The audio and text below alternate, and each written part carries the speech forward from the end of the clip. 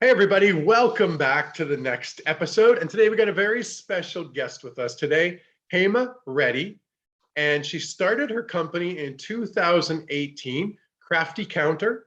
And she wanted to help others who were like herself, parents who wanted better food options for their families, trying to find high quality, convenient, minimalized processed, veggie and protein full foods that were not only edible, but that were actually tasted delicious, was about as successful as searching for a unicorn. No, I agree on that. So she decided to work to make something for herself that she could feel good about. She also wanted something convenient that her husband, and her kids could be excited about, and yet not compromise her values around simple, high quality foods. So Wonder Nuggets was born, and that was 2018. And I know the company and the business has come a long way from then. So what I'm going to do is just leave it at that, and then you can kind of tell your story of how you've gotten to where you are today and where you're at. So welcome.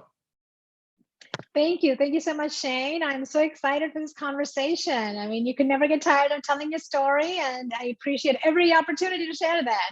So Awesome. Thanks for having me. Yeah, you're so welcome. So let's hear your story.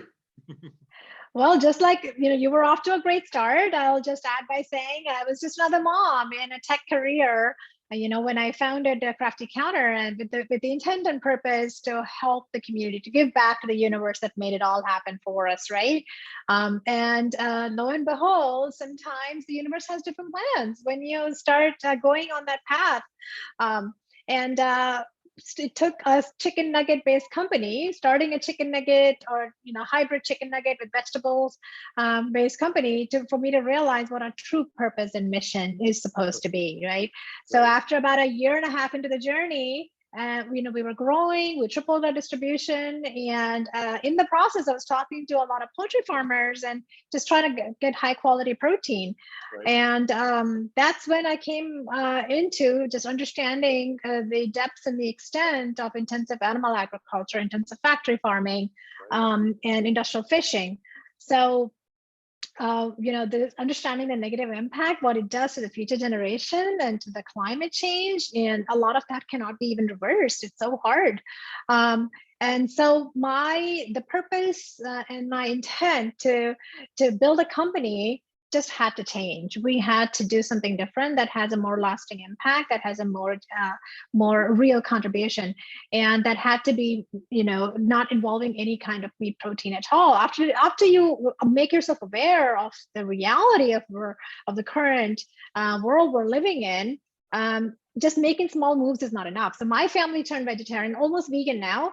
Once in a while, if they're going to school and can't find options, they will have like a cheese pizza, but that's very few and far between. And they're almost ready now to say no to that as well. So we turn primarily vegan right now. And of course, we can't build a company with any kind of animal protein when we're not on that. And the whole point of doing this is to help parents. And I see this opportunity of a business, building a business that's not just taking a product to market, but using your voice and your presence to educate people without any judgment, without any bias, right? And so with this newfound information, we pivoted, and now we make 100% plant-based and vegan foods.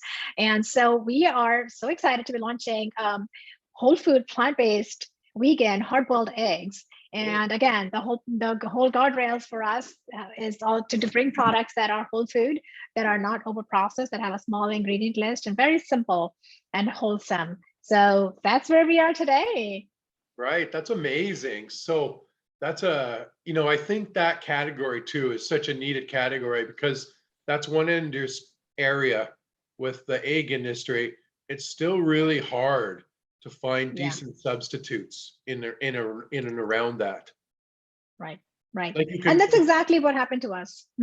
Right, like even in the big stores, I think about here in Canada, like the superstores and these big chains, you can go in now and I can see in the meat section, like Beyond the Meat or Impossible or, whatever it is, but I still go to the egg section and there's nothing there but eggs.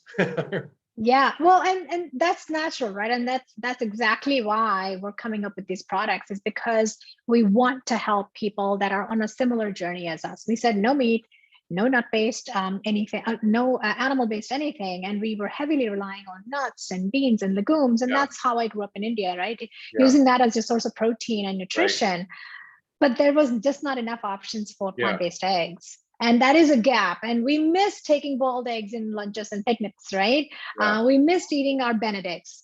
So what do you do as an entrepreneur? You're always looking for that gap. You're always looking to make somebody's life better. And so now we're coming up with several interesting, plant-based egg offerings, with That's the first awesome. one being Wonder Eggs. That's amazing. There's a vegetarian butcher shop in Vancouver, and they make this egg sandwich that, it's like, and it's one of the best I've ever had, right? So they're I see. known for their Yeah. egg sandwich and their tuna, obviously not real tuna Mhm. sandwiches. And when I bring my friends there that, still eat meat and tuna and all that, and they eat that, they're like, oh my God, this is the best tuna sandwich I've ever had by far. So it's interesting. Well, that's awesome. Yeah. Yeah. Think about when I started trying to eat this way 22 years ago. There was, Goodness. I'm talking nothing. Yeah. Like nothing. Like, Yeah. like, you would get a patty that was a vegetarian patty, and it literally tasted like cardboard then. I mean, I have to give it to you that life for vegans was probably much harder, especially, if they're not getting crafty and getting hands-on in the kitchen. Yeah, but it is, and it's different for different parts of the world, right? I mean, being a vegetarian or vegan in India is not hard at all, because so much of the Indian cuisine, and I grew up there, so that's why I can, kind of speak to it.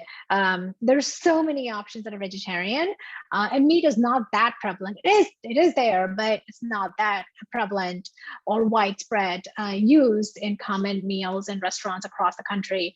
Of course, that is also changing today. But it also is a factor of what kind of cuisines and what kind of retail stores, or how the retail stores are stocked in any given country, which can make that decision either easy or hard.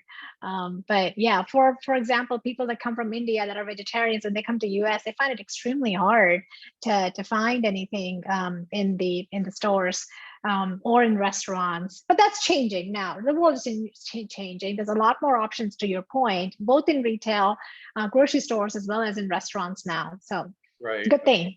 I agree. It's come a long way. I feel too, we're just kind of at that peak right now. Like, it's starting to go a lot more mainstream now, and that is because of companies like Beyond the Meat and stuff like that. It's taking it more mainstream now. So when you were starting to choose to get into business, when you were looking at to start a business, did you start and go, okay, I want to build a business, I want it to be vegan, we want to change the world, or did it not happen that way? Like, how did you get and pick this industry, and why? Yeah, no, that's a great question. Thanks for asking that. So my parents are food fanatics. My dad would go miles to just get the right wheat grain or right produce. And he would again go the same distance to find the right milling company that would make the flour the right way, that does justice to the grain and preserves the nutrition. So I grew up watching that kind of mindset, right? And at that point, I didn't understand. All I knew is my mom used to make delicious food. But cooking is something that came natural to me, like working with ingredients, understanding them. The respect for nutrition came from my parents, and the interest to cook just came from watching my mom, helping her in the kitchen. And as I became a mother and a wife, I felt like I was not doing the same for my family. I was not doing justice to my family. We were eating a lot of vegetables. We would eat meat only once a week. That was on Sunday. But in the US, when I was a mom and I was just came here about 20 years ago, we were just eating too much meat. Right. And that bothered me, because this is not how I was raised. Right. I was not raised vegan or vegetarian. We did eat, but it was very, very limited. It was one day a week. Right. And so we were doing the opposite. So I knew that that's not the kind of life I want to give to my kids, and that's not how I want to nourish our lifestyles as well, our bodies as well. So it was easy for me to make a lot of, really good food and freeze them because I was traveling on business quite a bit. I was at IBM at the time.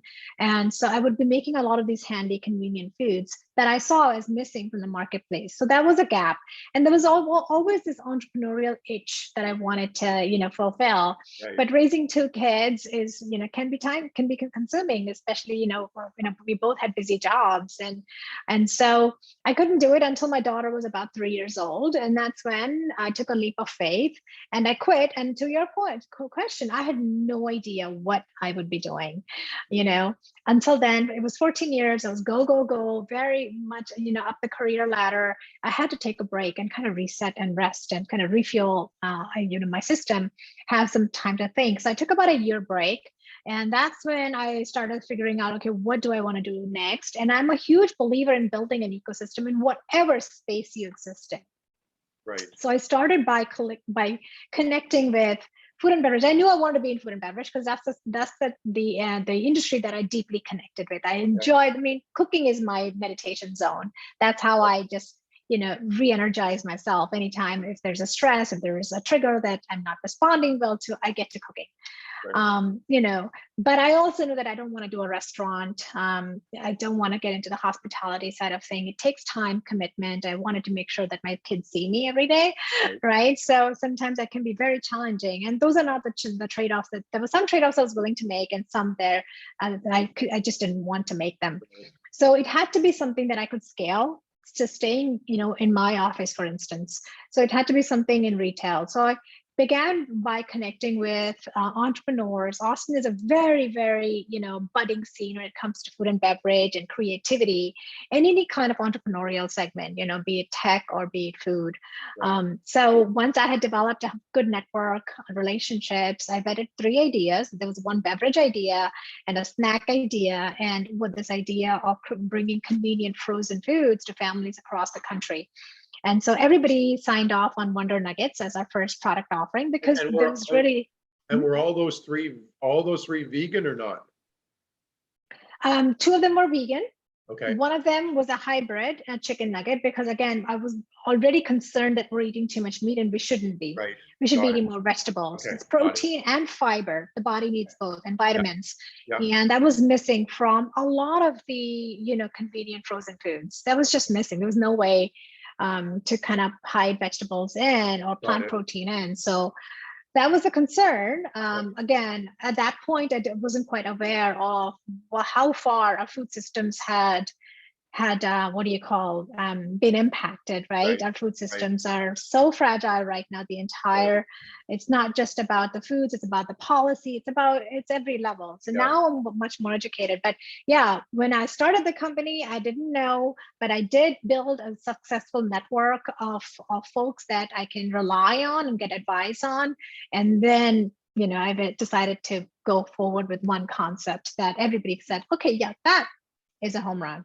Got it. And so you did market research then, it sounds like you had people look at it and say, okay, this is a better one. That's interesting. So that's right. Everything was pretty strategic on your end then.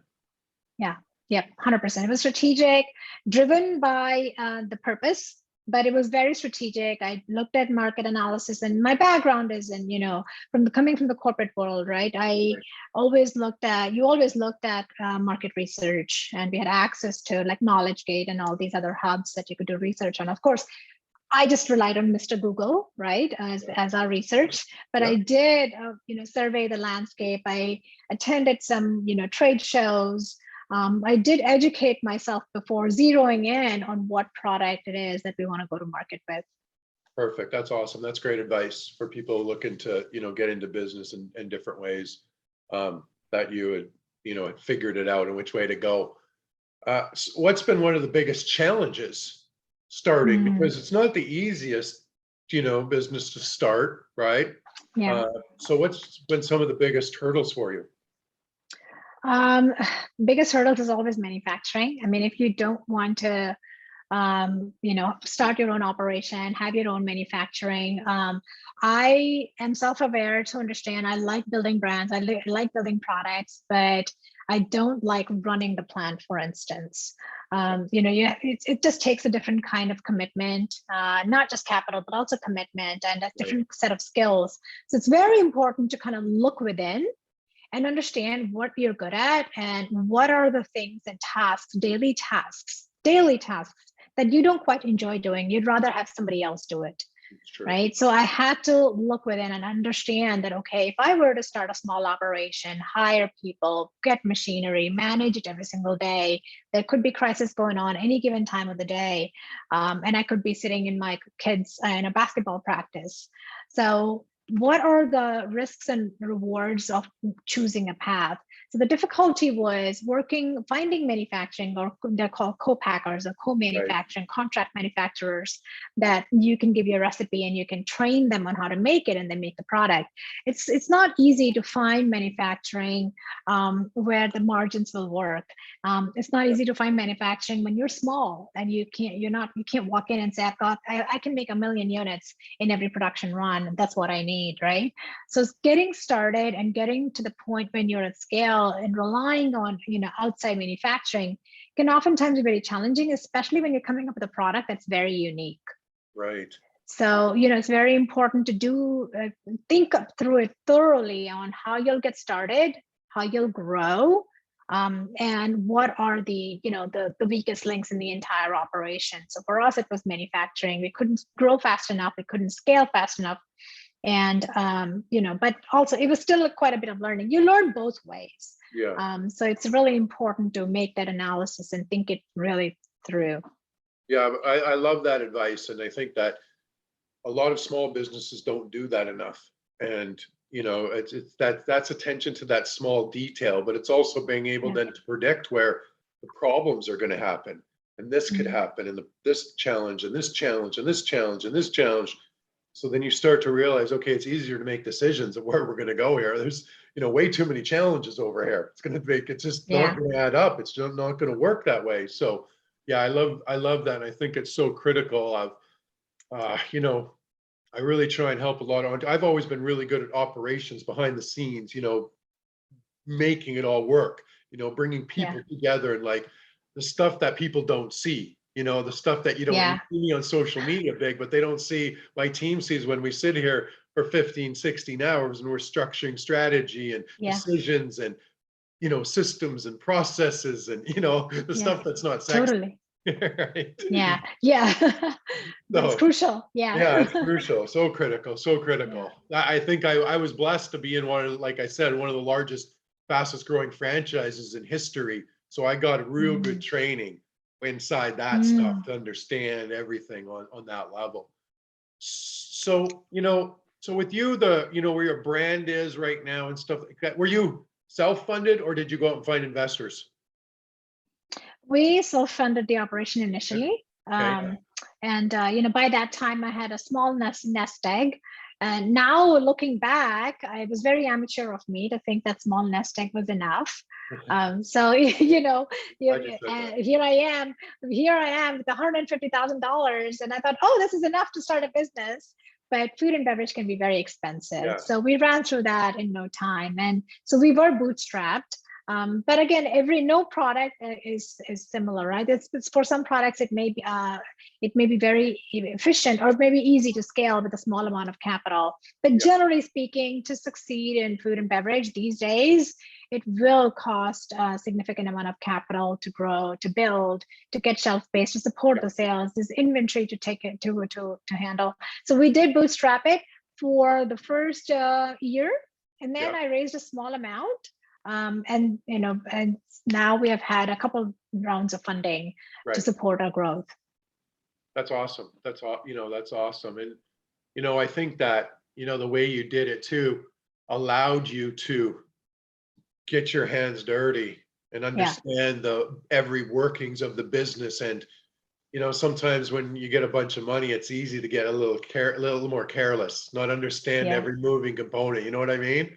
Yes, totally. 100%. Yes.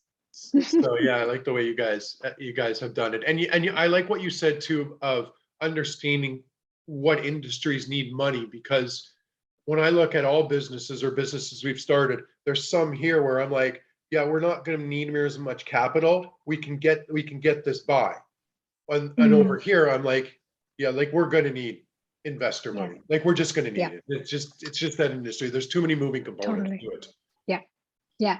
Yeah, that is very true. That, you know, you said it exactly correctly. And some products need automation, machinery that's expensive, and you can't just find it. Sometimes you may have to custom engineer a product to make that machinery, but it may be good in the long run because it gives you a competitive, you know, differentiation or competitive edge on other people that might come after you, or copycats. But yeah, definitely. So thinking of through and putting all the bills on paper, because it just takes 3 times as long, you know, 5 times more money than whatever that multiplier is, but it's definitely not what I had in my mind.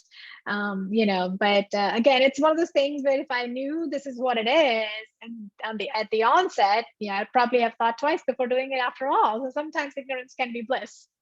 True. I agree. You know, and I've learned, you know, being in business from such a young age of what you just said there. No matter what business or what we're doing or what product we're doing, as soon as we put our number down, I always right away go, okay, it's probably going to cost us 5 to 10 times more than we just said, no matter what it is, right? You know? Yes, that's very true. That's a good idea.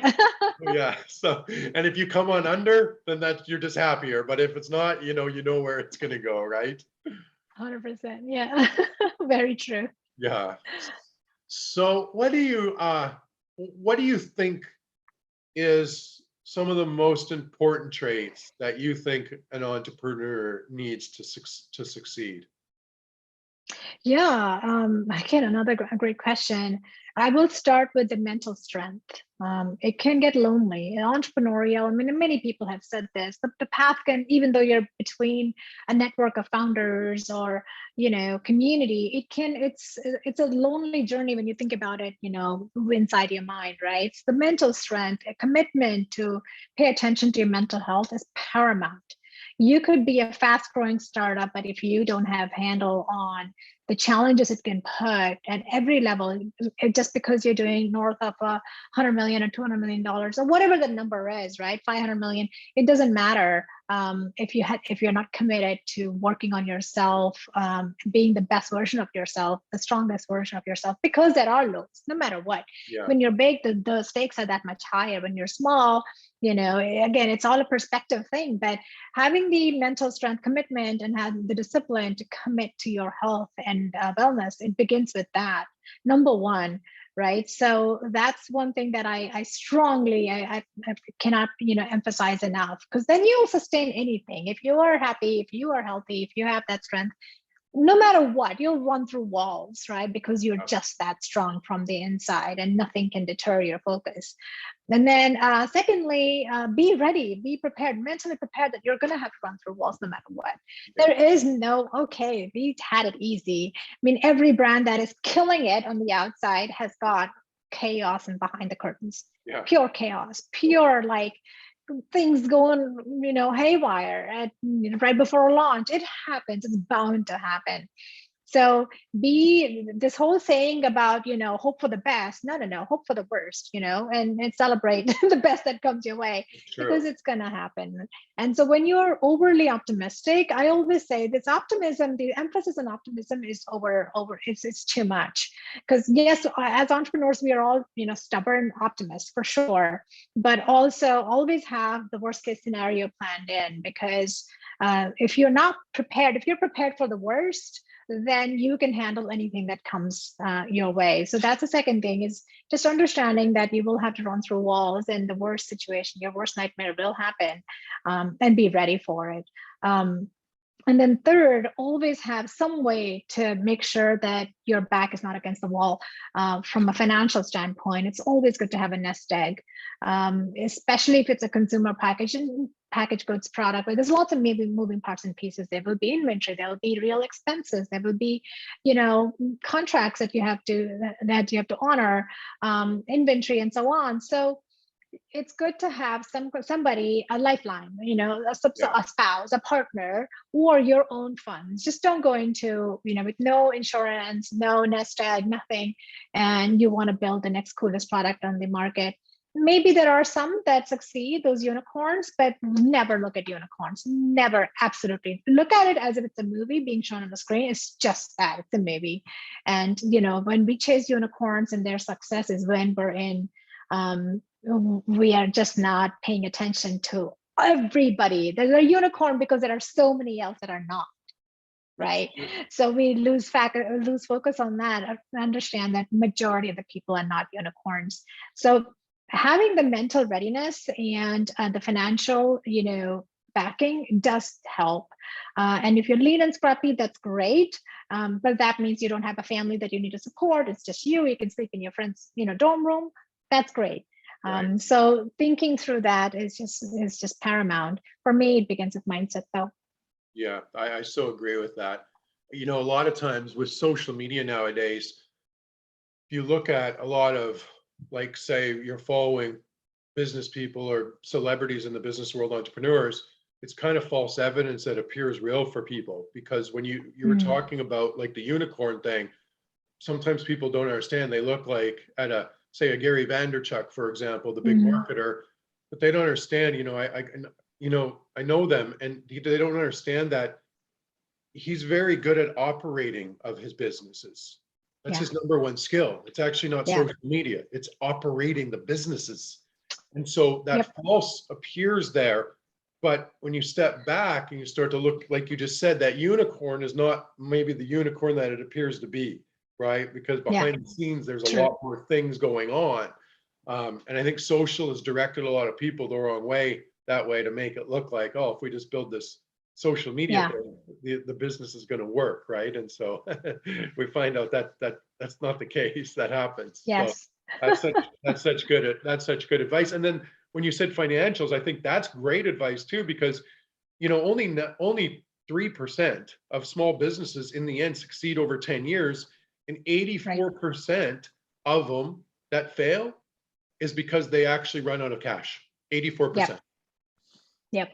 So, so it's, looking at that area, and like you said, however, you've got to figure that out and set it up and structure it right. You just, you need to do that, right? Critical. Yeah. Yeah. So do you think, let's jump back to the vegan for a minute, for that whole industry right now, do you think there's any industries or types of businesses that are going to really go bigger in that industry? Or, I believe this. I believe that there's a lot of opportunity in that industry right now, right? That's kind of hidden to start businesses, because everyone's always looking at restaurants. Every time you think of veganism, you think right away restaurants, right? Right. But I think there's a lot of underlying stuff with inside it. So do you have any, advice on any of that?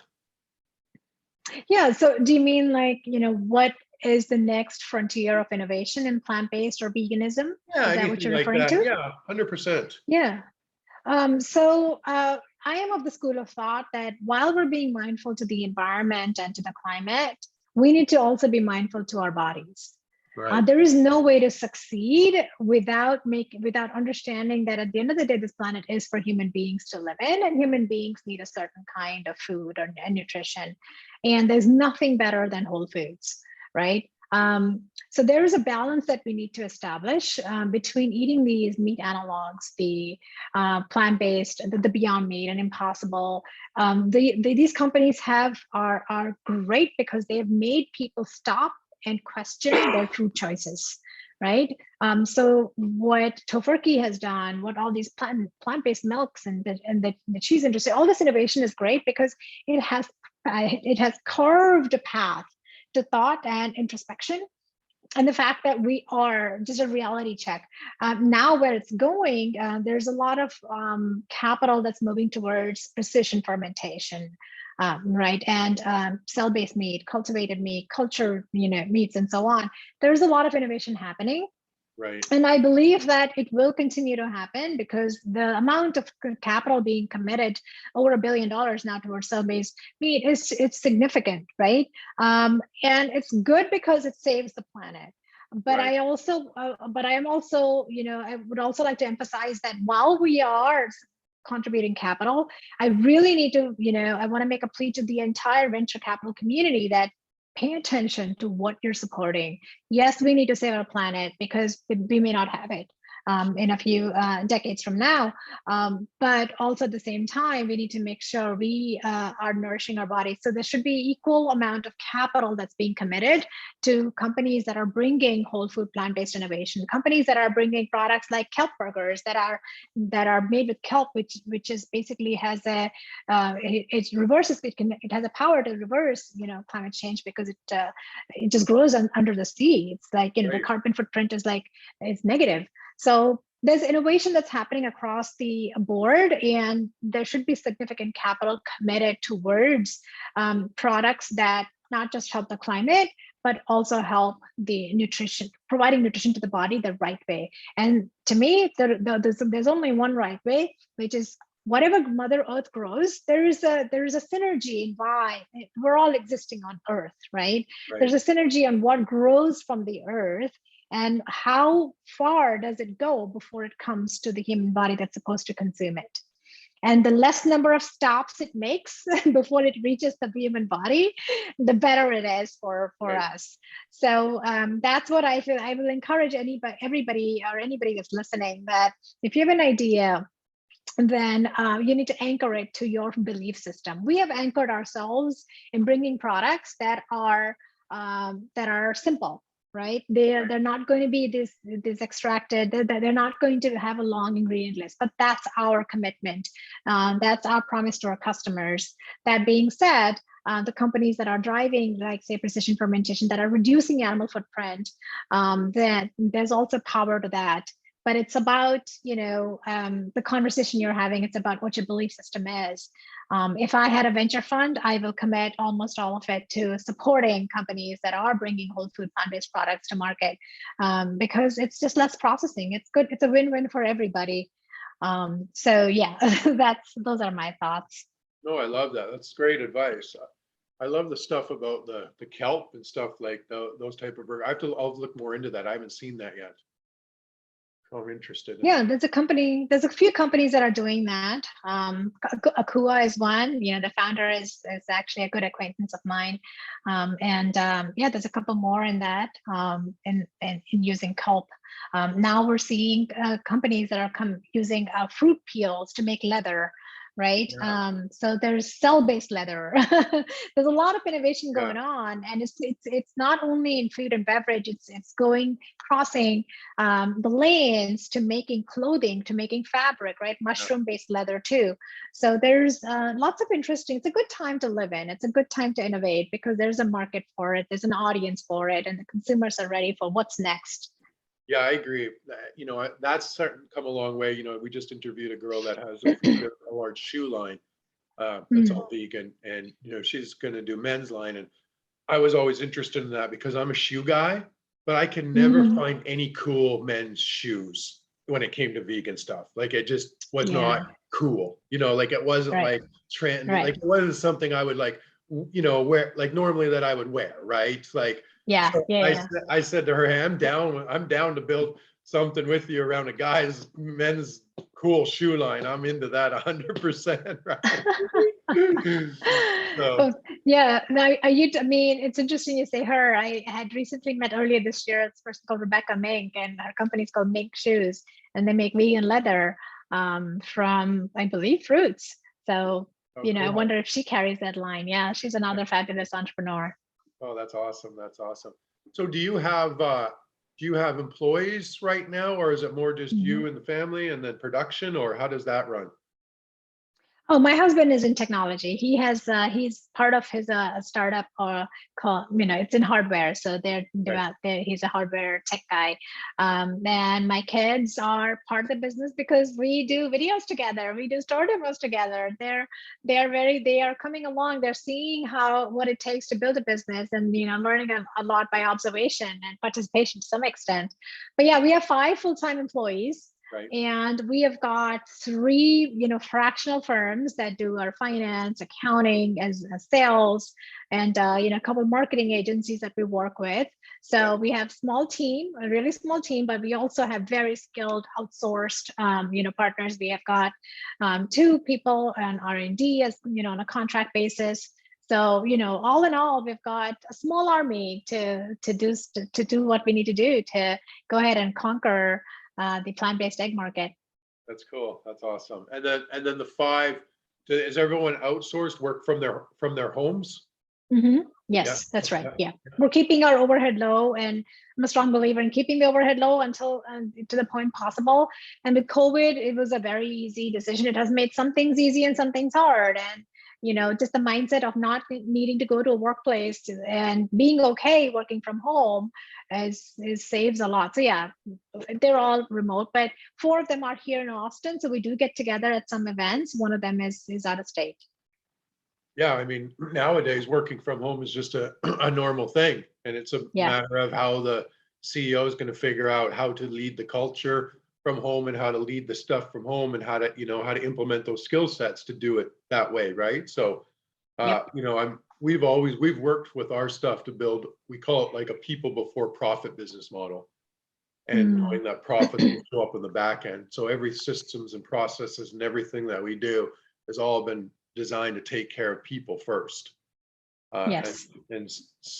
So it's been worked really well. And I'm always about, I mean, people are the ones that make a business. So I'm like, well, why wouldn't you build stuff around them that make them happy and, and stuff like that? It just makes sense, right? It's just a no-brainer. Totally. So, but and that's even changing. That's changing now too. When I started in business, it was very top-down kind of dictatorship. That's what everyone taught too then, like back then, like that's was the models. Still, some of the older generation still kind of runs businesses and companies like that. But I feel, the CEOs almost have to step up their game now, because the next generations, they're really, they'll give up money to work for something that's like doing good. The CEOs are good. The people are good. It's being run properly. Yes, that is so true. It's a different culture, and the workforce has changed quite a bit. And really, the smart companies will always adapt to what this next generation wants, or the generation after that wants. And there is for all the good reasons, there's increased importance on work-life balance and creativity and ideally establishing that ideal work atmosphere. And there's now startups that are coming now that help with corporate events, and they're positioned to be remote and virtual. I was just looking at a company that does like this half bottles of wine and like mixers, and they just ship you everything and you can do virtual mixers. That's pretty cool. Yeah, that's cool. Awesome. So this has been a great interview. So where can they all find you at? Websites, social media, anything like that? Yeah, so our website is called craftycounter.com with a C, so CRAFTYCOUNTER, craftycounter.com. Our handles, Instagram, Facebook handles are My Crafty Counter, so it's at My Crafty Counter. And I'm always, on LinkedIn, and if there's any questions, I'm happy to help. I've come this far with a lot of people that have been so kind and generous with their time helping me with all kinds of questions. I'm always looking for ways to give back to those that come after me. So people can send me a LinkedIn direct message. I will, I will respond to any messages that are coming in. But yeah, so we're very easy to access. We're a very responsive team. If any inquiries, come into hello@craftycounter.com, and we'd love to hear from folks. Awesome. Make sure you guys go check them out, because they're doing great in the world. You can become more healthy and support, businesses that are making a real difference in the world. Thank you so much for this. Absolutely. This was a great conversation, Shane. And, you take care. Have a great rest of the week. Awesome. Thank you so much. All right. Bye.